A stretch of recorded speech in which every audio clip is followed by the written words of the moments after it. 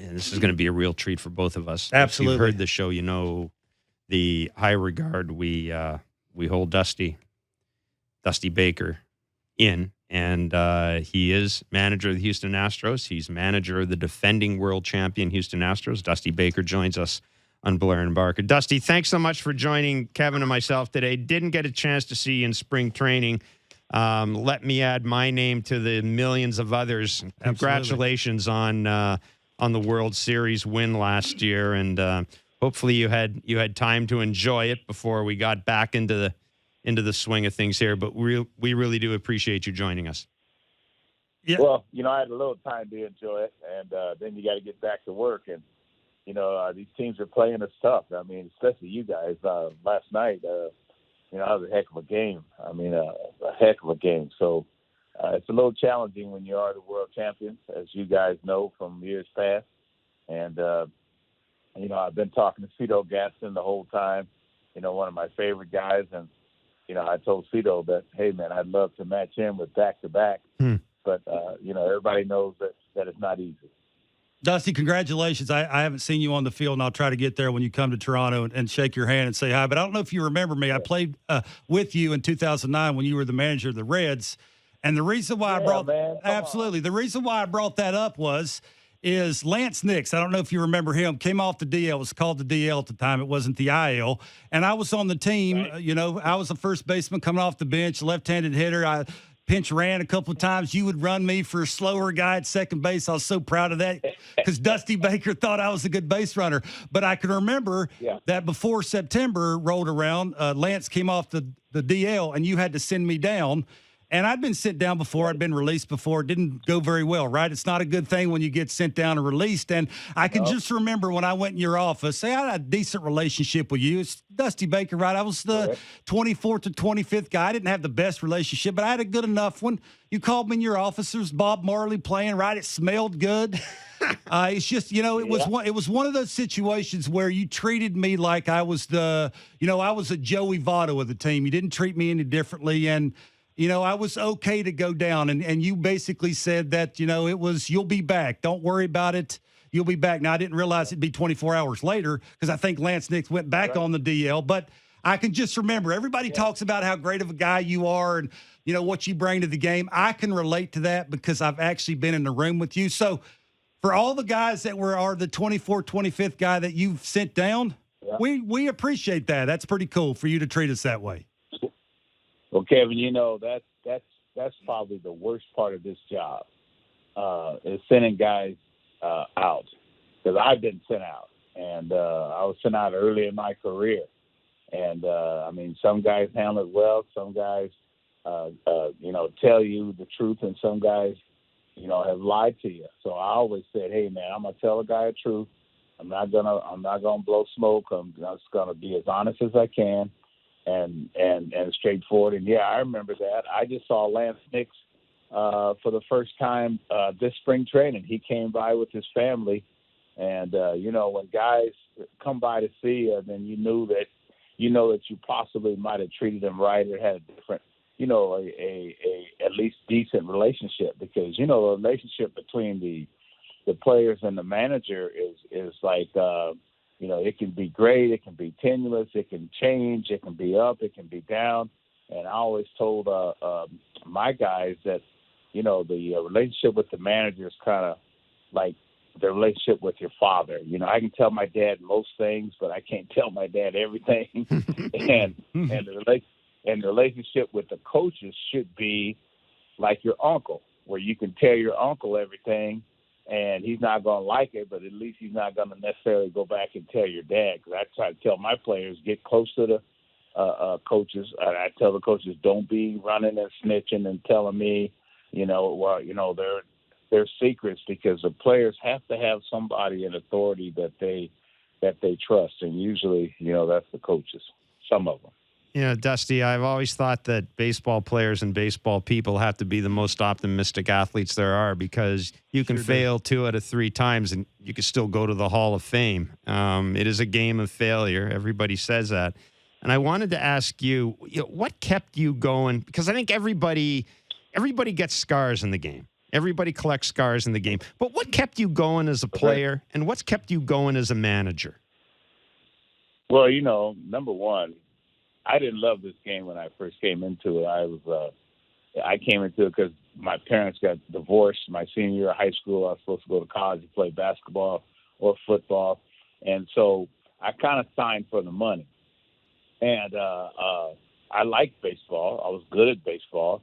But I got to the Braves, and then once I got traded to the Dodgers, I hurt my knee playing basketball. And it was almost taken away from me, and I didn't really appreciate, the life, that I was having, actually. And once I hurt my knee, then I fell in love with baseball. And, what kept me going, it's a great life. You make a great living. Then I got divorced. That's always sometimes in our lives, and that's what started me into coaching. I really didn't want to coach. But then Al Rosen said I had leadership qualities and skills, and so Al Rosen is the one that came and got me. And then, I was tutored. Once I got to the Giants, I was kind of tutored by Al Addles and Bill Walsh. And, I got advanced lessons, and, that I didn't even ask for. And most of this was God's work.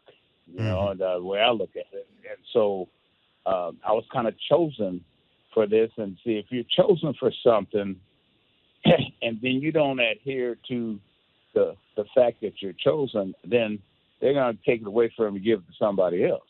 And so once I realized that I was chosen for this, most of my life, like I said, I was the oldest of five. I was the captain of most teams I was on. I was the dress blue honor man in the Marine Reserves and boot camp. And so I've always been pushed out front, but I never wanted to be out front. And then once I started accepting the fact that I was chosen to be out front, then and only then did I become, semi-successful. Now, what kept me going is I didn't want to be, I got married to younger lady. She's 12 years younger than me. I got a younger son. Here I am, 73 years old, and I got a son, 23, that's playing with the Nationals. Well, he kept me going. I got young grandchildren, that are trying to get into baseball, and so, they kept me, young. And then the quest for a championship. I didn't want to be home and. I've been close many times. I don't know why I was fired a few times, but like I said, I was chosen for this job too. So it was just a matter of being in the right place at the right time and then making the most of the situation. I think back to a couple of times that I interviewed you, a couple of times that, I covered you in the postseason. I keep thinking back to some of the things that Steve Bartman, all this stuff that. And, one of the things that has always struck me about you, and I know my friend Dave Sheinin made this point several times, you never seem to lose your humanity. And that's not, that's not always the easiest thing to do in pro sports. How did you manage to do that? Hey, man, I managed because this game I've learned will humble you and knock you down. You understand what I'm saying? Mm-hmm. As soon as you think that you got it all made and you're on top and you got it all figured out, this is probably the most humbling game that I've ever been in. This is much like life. This is a game that is as synonymous to life as there is, because it's like, hey man, you can't get too high when things are going good, and you can't get too low, when things are going poorly. And so you just have to try to be as even keel as you can and try to be as at least externally humble as you can. Dusty, do you have to manage Hello? Yeah, we're still here. Dusty, do you have to manage the player in today's game, your 26th year as a manager, differently than you did your first year as a manager? Well, my first year as a manager, I was pretty lucky because I was the batting coach on the team that I managed first. So I was the uncle that took the role as dad, like I told you before, you know, and so that was a relatively easy transition because I had players that I knew personally, you know, Robbie Thompson's, Will Clark, and you know, Kevin Mitchell, and you know, Darren Lewis, Royce Clayton. So that was pretty easy, you know. Billy Swift, I knew those guys. Now today's players, you know, you have to. I think you have to talk to them probably more and explain things more, and be more tolerant and patient, because most of them have been rushed through the system so fast that they still make mistakes that they should have learned not to make in the minor leagues. You know what I mean? Throwing to the wrong bases, running at the wrong time. And see, and a lot of times you don't know what they don't know until they mess something up. Then you're like, oh, I can't believe I just saw that. And see, that what used to be taught in the minor leagues, to see, I'm not getting on the minor leagues, but when we were coming up in the minor leagues, most of the minor league coaches and managers were older, and former players were now the coaches and managers are similar to the age of the players that they're coaching, because a lot of them stopped playing at 24, 25, 26 years old and started coaching.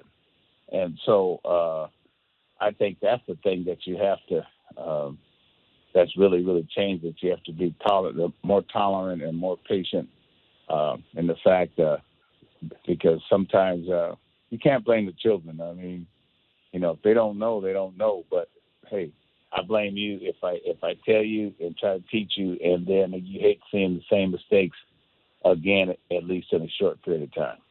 Dusty, given where the Astros were when you took them over, and you know everything that organization had gone through, brought on itself in a lot of cases, was there any reluctance in your part when they called to take that job?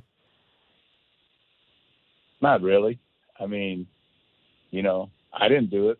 The way I looked at it, I wasn't there. Mm-hmm. So I had nothing to do with it.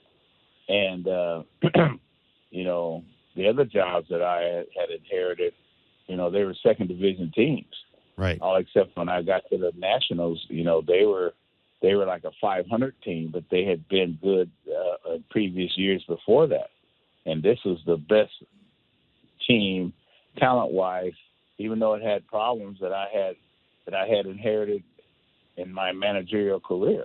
Mm-hmm. So it's like, and I've always liked Houston. My you know, my first wife, family is here. My godchildren was here. My best friend Ralph Garr was here, and they had a good team. And yeah, that was exciting. I said, well, this is the best chance I've ever had without having to rebuild a team, you know, to get to the playoffs and the World Series. And plus, I was like, okay, this is my last chance, because, you know, there's as much age discrimination in baseball as there is any kind of discrimination. Because, you know, right away, if a guy's a certain age, they're like, oh, he's too old, or a player's too old, or, I mean, everybody's pushing the older, experienced, you know, people out, mm-hmm. you know, for younger people, which is cool. It doesn't bother me, but you can't push everybody out, or else you don't have anybody with experience. So, you know, it was a perfect situation, and it's been a perfect scenario, you know, to end my career. You know, I don't know when, but it ain't far. Dusty, you've been very fortunate to manage some really great left-handed hitters, Barry Bonds, Joey Votto, and now Yordan Alvarez. Tell me what makes Yordan dangerous, right? He walks to the plate. It's no doubt everybody stops what they're doing to watch. Why? Well, you know, when you think about it, he has great balance, great vision, and he has a very simple, you know, very simple swing for a big guy. You know, he doesn't have a lot of unnecessary movement, and he has a very short stroke.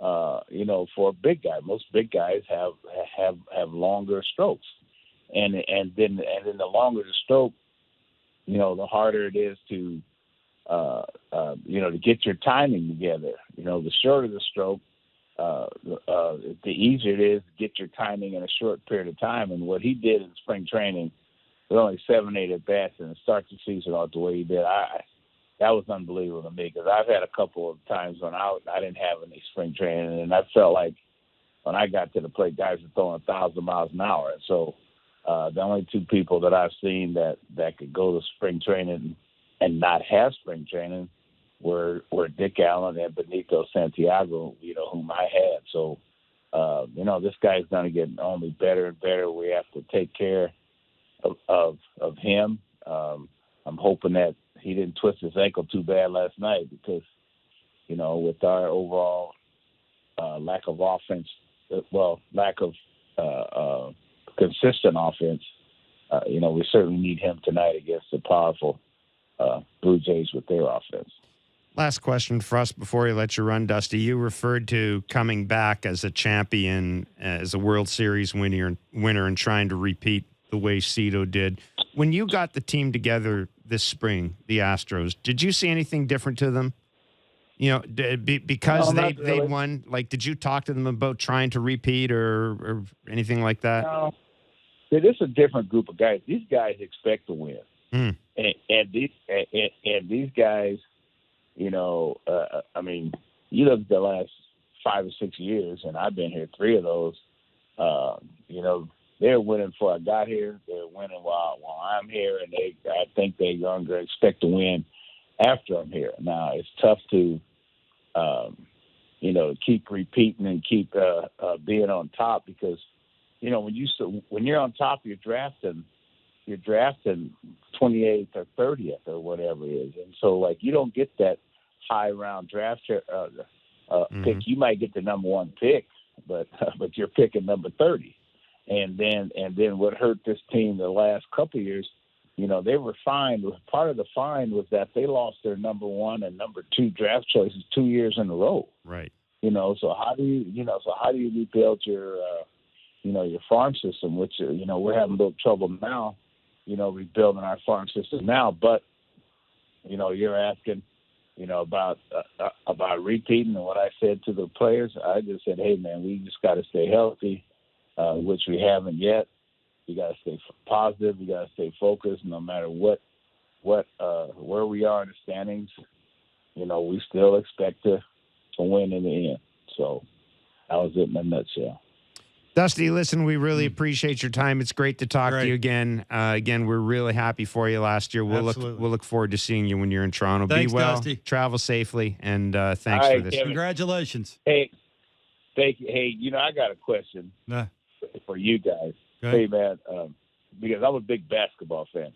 How are you guys turning out? How is Canada turning out all these great basketball players? I mean, are they all Canadians? Yeah, it's a long story, but I'll tell you. You know what a lot of it is kind of the same thing as baseball. They do a really good job of identifying guys at a young age, kind of getting them in a central location and training them. I mean, that's really what it's come down to. Well, hey, man, keep producing them. You guys doing good. We will. Awesome. All right. Thanks, All right, Dusty. Be well. All right, later. Bye. Okay. That's Dusty Baker, manager of the Houston Astros.